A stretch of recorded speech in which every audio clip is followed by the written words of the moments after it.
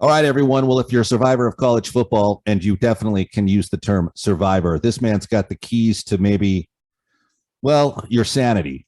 With us now is college football analyst Adam Carriker, a man who knows a thing or two about college football, but certainly knows a thing or two about Nebraska football. Adam, you're alive and you're in one piece this Monday morning. What have you got to say for yourself? What do you got to say for your team? And what are your thoughts for your team moving forward? As far as Nebraska football, it depends on how you look at it. If you look at our most recent game, we beat Buffalo 28-3. You look around the country, Notre Dame escapes Toledo, barely. You look at Miami of Ohio, pushing Minnesota to the brink. A Minnesota team that played with Ohio State for quite a while. And I know Ohio State just lost to Oregon, but Oregon's pretty good. How many years in a row have they won the Pac-12 championship? About 42 million. That's a slight exaggeration, as you might guess. And then you look at Jacksonville State actually beating Florida State.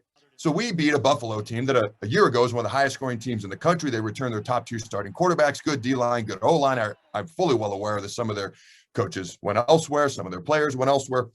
But then they go out and they beat, I know, Wagner, real tough competition here, 76-0. What does that prove? We don't know. So we didn't know what to expect out of Buffalo. We frankly don't know what to expect out of our own team. You go out and you win 28-3. You feel pretty good about that. Then you realize that you had two long touchdown passes called back. There's 14 points. Then you realize that you had another pitch on the option, another touchdown called back late in the game, albeit a bad call. It was still brought back. So there's 21 points brought back off the scoreboard via penalties.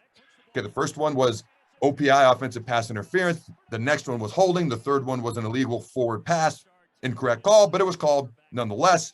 And then you had 3 missed field goals. 30. You left more points on the board than you actually scored. And now you're going to go to Norman, Oklahoma and play the Sooners. So you can feel good. You can feel, oh, crap, here we go. It depends on how you want to look at it. For me, it's just question marks. We're going to learn more about our football team, okay, go Big Red, this Saturday versus Oklahoma than we have in the previous 3 games combined. You know, I have to compliment you. You're doing a good job of keeping your sanity in check with all this. I know you're an impassioned fan, but let's talk Scott Frost briefly. You have made the comment that the offensive line can't block your 6th grade Pee Wee team that you coach, but what do you think Scott Frost needs to do, and why hasn't he had the success that people were counting on when he arrived? Well, that's the $35 million question. If anybody knows the answer to that question, call Trev Alberts, our new AD, because I guarantee you'll be a wealthy man. My best guess, okay, just based on what I know, some of the behind the scenes things that I know, and some of them aren't so much behind the scenes. When he played, he received Scott Frost, 96, 97, early part of 97. He received a lot of criticism. He received it from the media. He received it from the fans. He was even booed at one point early 97. And then he hit that Washington game and he broke out, and the rest of that 97 season is history. And that's mostly what people know him for, that 97 national championship. But Scott Frost is a human being. He's mortal, just like anybody else. I think people forget that players, coaches, even media members, we're not names and faces on a video game, okay? You can delete, you can trade, and you can forget about. I know for a fact that stuff sticks with Scott Frost. He remembers that negativity, okay, before he started to play really, really well. Now, he played well in the 97 Orange Bowl versus Va-Tech, but up until that Washington game, there was some struggles on his part. This was a highly recruited guy who went to Stanford. It didn't work out. He comes here. The first thing that people see is him walking on campus in the middle of winter, only coat he had, but with his Stanford Letterman jacket. So he had it rough early on, even within that own locker room. Okay, and then he earned his spot. He earned the right to start, but then he struggled, and then he finally found his way. But I know for a fact, because after his first spring game as head coach here 3.5 years ago, he told me in the locker room afterwards, he said, when I was at UCF, I did whatever the hell I wanted. That's easier to do at UCF than at Nebraska, especially when UCF was 0-12 at the time. And I'm not saying he should just do whatever the hell he wants. You can't. But to a degree, I'd like to see a little bit more of that. I'd like to see him let go of things from 25 years ago, because I know he has people that monitor some of the things media says, fans say. I mean, if you saw his first press conference of the year, man, it was a direct message to the media. He was very, very agitated.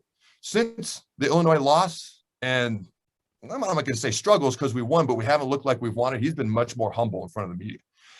Dude, my advice, again, maybe this isn't the answer. My advice would be worry much less about the perception of your program and focus much more on the legitimacy of it. Get that identity. We thought we were getting 3 things on offense when you came here.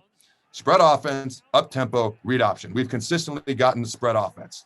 Let's find an identity.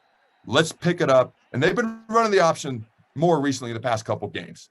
But let's find that identity. Let's worry less about all this outside BS. And let's light this candle and just see what happens. Love the approach. Let me ask you real quick. Do the personnel at Nebraska, do they get a little nervous when you show up? I don't think so. I'm a very glasses half full type guy, but when you meet people like that, they tend to forget about the other half of the glass. I will readily point out what they're doing well, but at the same time, there's other stuff to talk about too. So I am very biased towards Nebraska, but when I'm talking about them, I try to be as unbiased as I possibly can. Makes sense. Let me ask you real quick in closing before we switch gears here to the NFL. In terms of Nebraska as a whole, if you could advise Scott Frost before he has his weekly meeting with his therapist on what he can do coming up for Saturday's game versus Oklahoma, what do you tell him? What are the keys Scott Frost, if he's not aware, needs to be made aware of? Oh, I'm sure he's aware. I'm sure he's aware. Three things real quick. Number one, we got to do the little things. You leave 30 points on the board in our most recent game. You look at that Illinois game where the yes is silent and we lose to a team that proceeded to lose to a team the next week called the freaking Roadrunners. And then they went out and got beat by a basketball school. No disrespect to Virginia, 42-14. So when you have a muff punt in the end zone, which results in a safety, and then you have a strip sack, they strip your quarterback and take it in for a touchdown, for a defensive touchdown. Little things are killing you. Leaving points on the board, giving points to the other team. You can't out-athlete Oklahoma. You can't outsize them. The recruiting rankings are typically in our favor when we play people in the Big Ten West, but not so much against Oklahoma. And I always take those with a grain of salt, but a lot of people live and breathe and die by them. So if you do that, we're not going to out-athlete or outsize them. You got to be better at football, but we got to start by doing the little things. Number two, we got to block better up front. Okay, maybe I shouldn't have said that about the O-line not blocking my sixth grade team. I kind of feel bad about that now, but we couldn't get consistent push against Fordham. For 4 quarters, it took a quarter and a half to get that push, and really until the second half when Fordham wore out.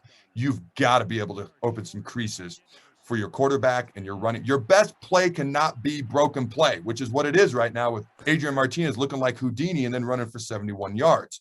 Okay, it can't be broken play on one, ready, break. You got to be able to create some holes. And defensively, they've actually played really, really well. The best they've played in quite a few years. In fact, they're giving up the least amount of points through 3 games they have since 2009. That's 12 years. But they've only got 4 sacks through 3 games. If you let Spencer Rattler, that's the biggest thing they need to improve on. If you let Spencer Rattler sit back there and look like a pretty boy quarterback, as a former quarterback myself in high school, I'll say that, he's going to dissect you like a surgeon. If you put some pressure on him, and he's athletic, but if you make him move around, put some heat on him, you might be able to have a chance. I want to at least be competitive in this game. You never know what can happen, but let's be competitive and earn some respect, especially after we tried to get out of this game in the spring. I wasn't a part of that, but you know, I'm sure people are aware of that, so I'd rather not talk about it too much. But let's earn some respect back in this game.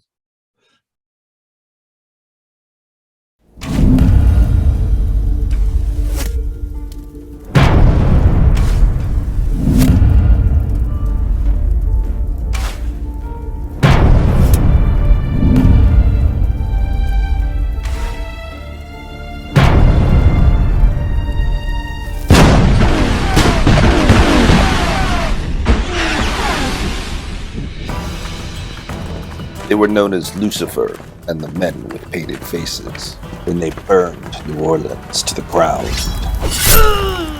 And when they sacked Panama, I knew that my road to redemption would be paved with tombstones. And by the time they brought the apocalypse to West Africa and the Indian Ocean, I would come to know 2 words with biblical significance. No quarter. No quarter. Kill All Masters. Rated R. Coming soon. Available on all platforms. Visit noquarterkillallmasters.com.